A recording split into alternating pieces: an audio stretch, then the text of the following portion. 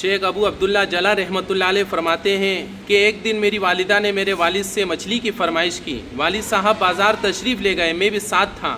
مچھلی خریدی، گھر تک لانے کے واسطے مزدور کی تلاش تھی کہ ایک نوعمر لڑکا جو پاس ہی کھڑا تھا کہنے لگا، چچا جان اسے اٹھانے کے واسطے مزدور چاہیے۔ کہا ہاں۔ اس لڑکے نے اپنے سر پر اٹھا لی اور ہمارے ساتھ چل دیا۔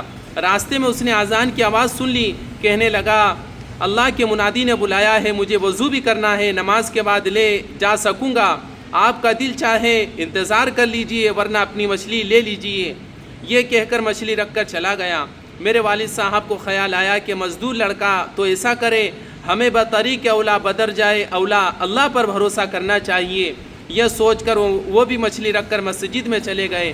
نماز سے فارغ ہو کر ہم سب آئے تو مچھلی اسی طرح رکھی ہوئی تھی۔ اس لڑکے نے اٹھا کر ہمارے گھر پہنچا دی۔ گھر جا کر والد صاحب نے جب یہ عجیب قصہ والدہ کو سنایا تو انہوں نے فرمایا کہ اس کو روک لو، وہ بھی مچھلی کھا کر جائے۔ اس سے کہا گیا، اس نے جواب دیا کہ میرا تو روزہ ہے۔ والد صاحب نے اصرار کیا کہ شام کے وقت یہیں آ کر افطار کر لے۔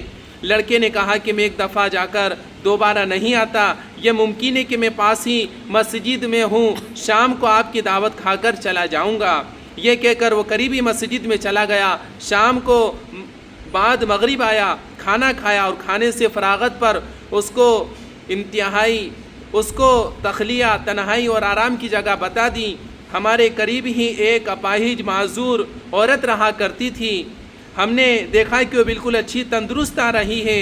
ہم نے اس سے پوچھا کہ تو کس طرح اچھی ہو گئی؟